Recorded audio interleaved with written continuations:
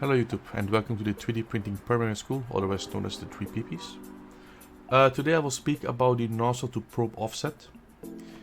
If you own a CR or BL touch or any other probe which has a standard location or bracket to attach to on the Ender 3 probe, for instance, it has a standard X and Y offset which is applicable to basically every printer that has the same bracket or something.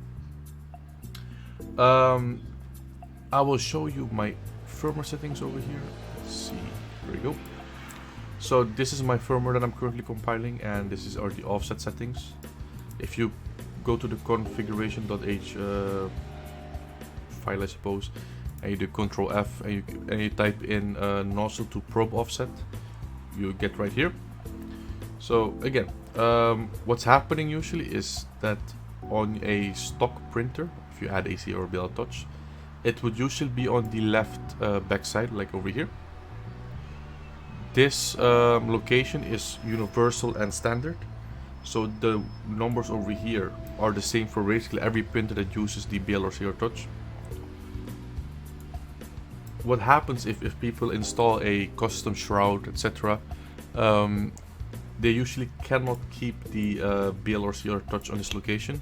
They will have to 3D print a bracket or move the bracket somewhere else, like on the right side or bottom right, etc. What happens then is if you use the same offset, your CR touch or your printer will still think it's over here, and it will calculate everything according to it thinking it's over there. So you'd want to adjust these offsets in order to let your printer know that, hey, I've moved the touch probe, and it will use these new offsets for the calculations, giving you your excellent print quality. I've seen some people that moved around their BL or CR touch, and their printer has been using the old offsets, and what happens is their print shifts to one side or direction because it's the wrong measurement it's taking. So it's doing the opposite usually. It's like, let's say it was originally here and you put it here, it would apply the changes but on the opposite side and on a different location, so you'll get like a curve to the right and forward print piece if you print large parts. On small parts it's not really as noticeable, but it is on large parts. So you would want to change these offsets. This is the X, Y and Z offset. Take a note at this template over here. The nozzle is your center, so your print nozzle. And on the Y, it's up is positive and down is negative, and on the X, left is negative, right is positive. You just have to keep it in mind.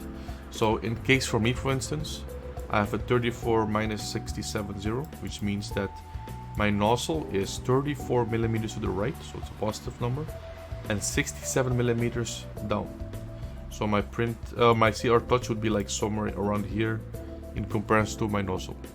I will now swap to my little phone cam, I suppose, to show you how I've measured this distance. Basically, it's a little bit tricky sometimes.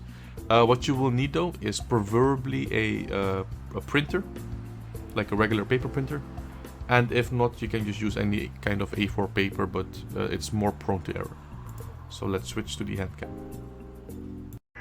Hello, this is the Handcam. As you can see, this is a piece of A4 paper. You can either use a blank one, but to be accurate, like quite accurate, as you can see here, this is A4 paper with like a 1 millimeter grid printed on it. This will make it easier to count your offset basically without having to use a ruler or inaccuracies in that. You could use a ruler and plain paper, but I prefer this method. So what you do is you get your piece of paper, you will align it with the, let's say, left side of your bed, so it's perfectly flush basically. There we go. And what you will do is you'll go to your printer and you will go to homing and you will press auto home. Let's see. If you're wondering why my printer is so quiet, I have a silent motherboard, the version 4.2.7.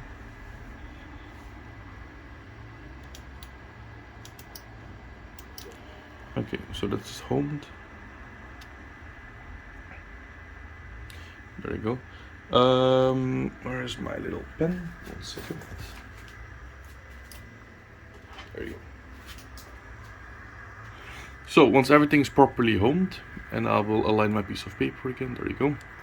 You will lower your C-axis until it's basically almost touching. What you will then do is you will put a little mark, be sure you hold your paper straight. You'll put a little mark below the nozzle, like as close as you can get on the paper, and if you have my paper would keep straight, and you'll put a mark below the touch probe point. As you can see here, I have already done mine. As it focuses, there we go. It's upside down actually. So my nozzle was over there, I put the mark, and my probe of my CR touch probe was over there. And what I did is you basically count the amount of you will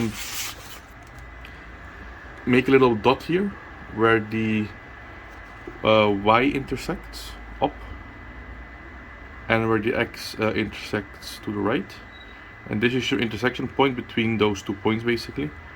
And then you will count how many millimeters from the nozzle to that intersection point it is. For me it's 34 millimeters, and what the distance is from the probe point to the top in millimeters as well. Note that this is a positive offset as it's to the right, as you can, if you saw by the illustration before, and this is a negative offset as it's down from the Y axis. So yeah, that's basically what you can do with the paper. It works the same way with the ruler and just a plain piece of paper. It's just that I think this is more accurate, and it's up to you which one you want to use. So when you've gotten those numbers from the piece of paper and you've properly aligned everything and measured everything and wrote it down, you can now insert your numbers here, keeping in mind the if it's a plus or a minus offset. And then you can just compile your firmware over here, and then everything should be splendid. Your offset should now be correct, and all of the calculations that require a proper offset will use the new offset, so your print should be, well, properly aligned basically. I would like to thank you for watching. If you'd like it, please leave a like. If it helped you, please leave a comment down below. I'm curious if it helped anyone basically, because this is kind of a niche problem. And I will see you in the next video. If you have anything you want to have featured, just leave down a comment, and I'll see you next time. Have a nice day.